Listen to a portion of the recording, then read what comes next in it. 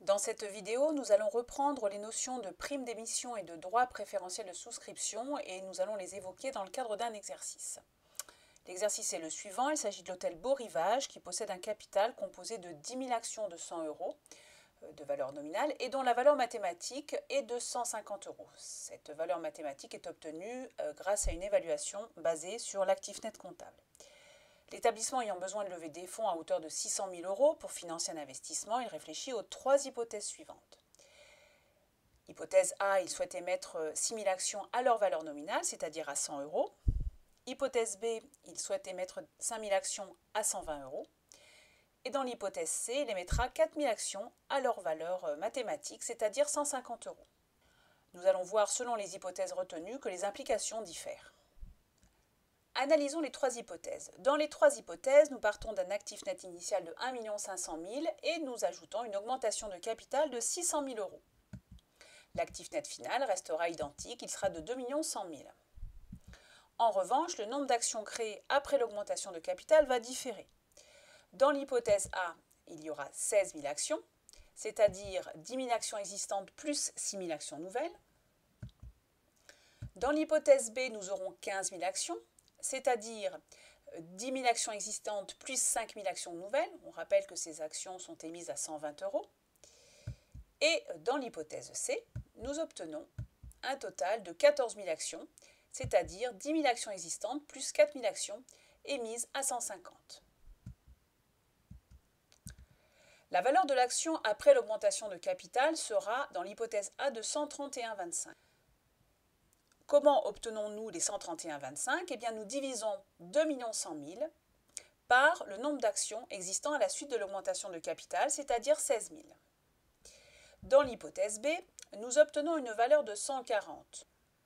Eh bien, nous faisons de la même manière, c'est-à-dire que nous divisons 2 100 000 par 15 000, c'est-à-dire 10 000 actions avant l'augmentation de capital plus les 5 000 actions créées. Nous obtenons une valeur de l'action après l'augmentation de capital de 140.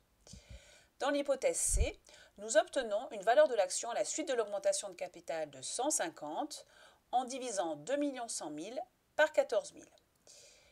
On voit que, évidemment, il y a une incidence selon les hypothèses retenues, sachant que nous partons de la valeur de l'action avant l'augmentation de capital de 150, quelle que soit la situation. Dans l'hypothèse A, nous avons une perte de valeur maximum, 18,75 €, c'est-à-dire la différence entre 150, la valeur de l'action avant l'augmentation de capital, et les 131,25, valeur de l'action à la suite de l'augmentation de capital. Dans l'hypothèse B, la perte de valeur existe, elle est moindre, elle est de 10 €, alors que dans l'hypothèse C, il n'y a pas de perte de valeur, puisque les actions ont été émises à leur valeur de négociation avant l'augmentation de capital. Nous pouvons donc conclure que lorsque les actions émises à l'occasion d'une augmentation de capital ont une valeur d'émission inférieure à la valeur de l'action avant l'augmentation de capital, c'est-à-dire dans nos hypothèses A et B, eh bien il y a une perte de valeur à la suite de l'augmentation de capital. Comment faire pour dédommager les actionnaires anciens qui avaient des actions de 150 € et qui se trouvent par exemple dans l'hypothèse A avoir une valeur d'action à la suite de l'augmentation de capital de 131,25 €. C'est la même chose pour les actionnaires dans l'hypothèse B, qui avaient une action qui valait 150 et qui se trouvent avec des actions qui ne valent plus que 140. Ils perdent 10 € par action. Nous allons donc étudier cette hypothèse, l'hypothèse B, et nous allons étudier la situation de deux actionnaires. Étudions donc la situation de Madame Dupont et de Monsieur Durand. Comme je vous l'ai indiqué, les actionnaires de l'hôtel Beau Rivage ont retenu l'hypothèse B. Et parmi ceux-ci figure Madame Dupont, qui détient 10 actions, et elle exerce ses droits de souscription, c'est-à-dire elle va souscrire à l'augmentation de capital. Quant à Monsieur Durand, il détient une action, il ne souhaite pas souscrire d'action nouvelle. Il va donc décider de vendre son droit à Monsieur Martin, qui souhaite devenir actionnaire. Déterminons tout d'abord le nombre de DPS à détenir. Le nombre de DPS à détenir, c'est-à-dire de droits préférentiels de souscription, est valable quel que soit l'actionnaire, donc pour nos deux personnages. Ce nombre de droits préférentiels de souscription est fonction de la proportion des actions nouvelles par rapport aux actions anciennes. On va chercher à savoir combien il faut d'actions anciennes, et donc de DPS, pour acheter une action nouvelle. On rappelle qu'il y a un DPS associé à chaque action ancienne. Une action ancienne égale 1 DPS. 2 actions anciennes égale 2 DPS. Pour savoir combien il va falloir présenter de droits préférentiels de souscription pour souscrire à l'augmentation de capital et acheter une action nouvelle, eh bien nous allons appliquer un produit en croix qu'on peut résumer dans le tableau suivant. Prenons la situation actuelle, c'est-à-dire la proportion entre le nombre d'actions anciennes et le nombre d'actions nouvelles. Nous avons 10 000 actions anciennes pour 5 000 actions nouvelles. Ainsi, combien faut-il de droits préférentiels de souscription pour acheter une action nouvelle? Pour résoudre cette question, nous faisons donc un produit en croix et nous obtenons donc le chiffre de 2 qui est égal à 10 000 fois 1 divisé par 5 000.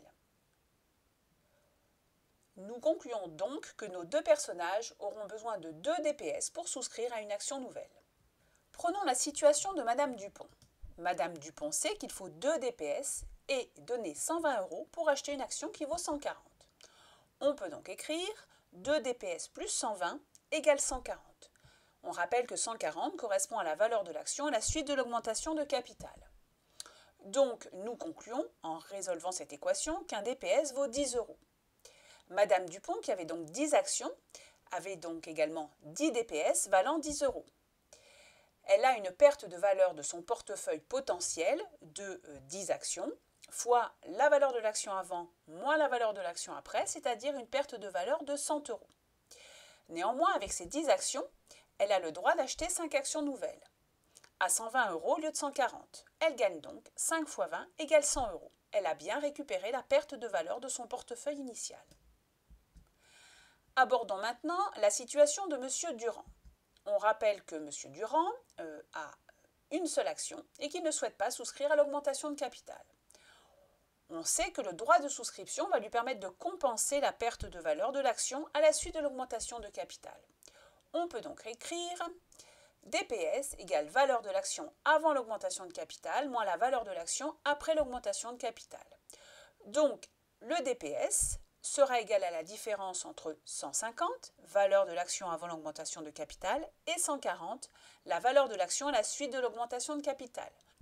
Monsieur Durand, qui avait une seule action, va récupérer la perte de 10 € en revendant son DPS à Monsieur Martin à 10 €.